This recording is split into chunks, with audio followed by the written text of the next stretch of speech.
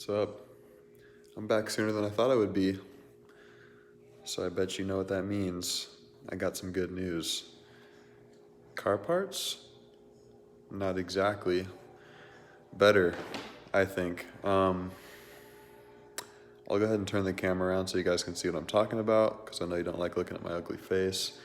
And I'll start yapping while you're looking at it. Boom. Yes, I still have the Audi. I didn't sell it. There's just not enough room in here with the bunnies. But yeah. So remember that gambler build I was talking about? / snowpocalypse build? I picked it up. I did end up going with a 3-liter 6-cylinder instead of the 4.4 V8 like I said I was going to get. And that's because I found a pretty hard to find color combo, one I've been looking for a long time. And I'm on Craigslist all the time. I pretty much never see these. This is the white, I believe is all white Alpine white in these years. I don't know. We'll call it Alpine white just because that's the only BMW white I know on black. So it has the black leather interior. And it's in pretty good, it's a little dirty, but it is in good condition. It's got the sport steering wheel. At least I think that's the sport steering wheel. I know it's not the standard square ass shitty steering wheel, so that's always good. It does have some cons, but most of these do. And I got this for, I'll just tell you, I got it for $2,000. It has 158,000 miles on it. It is a clean title. It runs and drives, but it does need a little bit of work, as I'm sure you could assume. But the thing is, sorry, I'm itching my eye. The thing is, buying any used car, paying more doesn't always mean you're getting more for the money you're paying. Same with mileage, honestly. I've had 3 of these, 3 or 4, at least 3 of these in the 6-cylinder configuration. And the best, most reliable one I had was at 200,000 miles. That's when I bought it. And the least reliable one I had 120,000 miles. So it really just depends how the previous owner took care of it, and just kind of how it was made from the factory, what flaws it had from there, yada yada. But this is decent.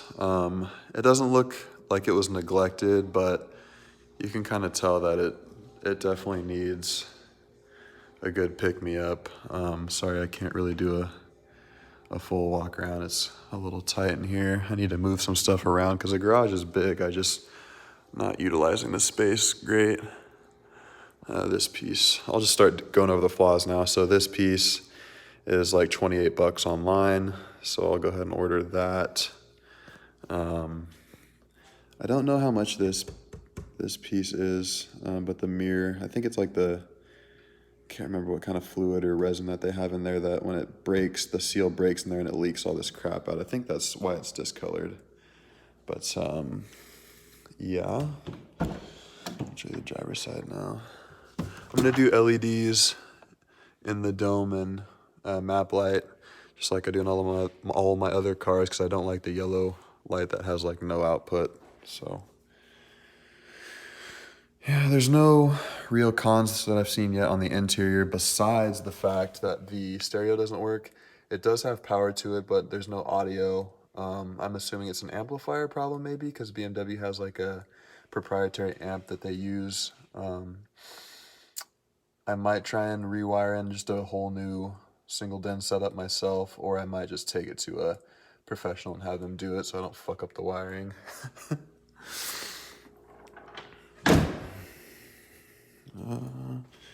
I think the shittiest thing on here by far is it needs a front drive shaft. It's either the front drive shaft or it's a CV axle that needs to be replaced. It's not that big of a deal. It's just an annoyance, and it needs to be done before I throw 32s or 33-inch tires on here and fuck it up even more. So That's on the list. And then right up there on the top of the shitty list, or high on the shitty list, is this model came with the rear air suspension. So I don't know if you can see the bag in there. Oh, a little bit. You can see the black little bag. It does have the air suspension, which sucks.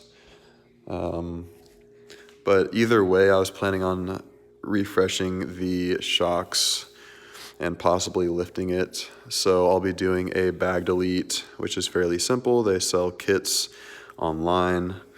So it'll just be a full spring strut shock combo. No more bags. It's not that expensive either. So those are the main things I'm going to be doing. I'm going to do a full transmission flush. And by that, I mean I'm going to drain and fill it. I believe it's 4 times to completely clear the system. I may just drop the pan. I'm not really sure right now, but I'll do that. I will do an oil change. Whoever owned it before me kept the oil topped up, which I like to see. Every time I buy a BMW, the oil is like half gone, and it's like a quart or more low, which tells me that the previous owner doesn't really know shit about used cars in general, especially BMWs. They burn a little bit of oil, so I like to see that the oil is on the full mark when I buy it. That's kind of a just something I look out for to see what the fluids look like and how close they are to the full mark. I mean, any shady person can just go top it off and cover a catastrophic problem if needed, but you can usually tell if something's catastrophically wrong with these X5s and the 6-cylinder model, because I mean, the 6-cylinder in here is pretty stout. It has a shitty cooling system. I guess not really shitty, but it needs more routine maintenance. It should be, the plastic pieces should be replaced more than other standard vehicles, but it's a pretty stout combo. The transmissions can be a little finicky, but they're cheap anyway, and the 3 I've had have been okay. I've never had one completely quit on me. I just had one that took a second to engage drive or reverse, but I had all the gears and didn't have the gear wheel of death light come on any of the dashes, so I should be okay in that aspect. Something else I'm gonna do, these lights are pretty much fully glazed over with just age. I'm going to try sanding it as much as I can and polishing it. I scratched it with my nail and it looks pretty clear under there. You can see where I tried to scrape some of this shit off. So there is some hope. If not, I'm just gonna buy new lenses. I can't remember if these are sealed housings or not. If they are sealed, I might just buy the whole light assembly because I don't feel like baking it, pulling the lens apart and baking a new one on. I just don't like doing that, and sealing it can be a pain, and condensation might still be able to get in here, which would suck balls. Another plus about this vehicle, in my opinion, it does have the HID projector, even though you can't see it because it's so fogged. Stock HID setup, love that. Might have to get new bulbs. The bulbs have a still pretty white output. They might have been replaced, and it might just be that the haze is so bad that it's blocking a little bit of the light, but they're not very bright. So yeah, there's that. Fog lights are stock. I'm gonna throw some hyper yellow LEDs in there. Sorry, kind of just going over things quickly. I will do a full walk around at another time. I got this literally probably, 9 o'clock right now? 5 hours ago, 6 hours ago. So I haven't been completely underneath it yet. So I don't see any wet spots or leaks, which is nuts because every time I bought an X5, there's been at least one leak somewhere. I do see some residue, some old oil residue on the exhaust header coming from the valve cover gasket, but I didn't see any smoke or smell any smoke.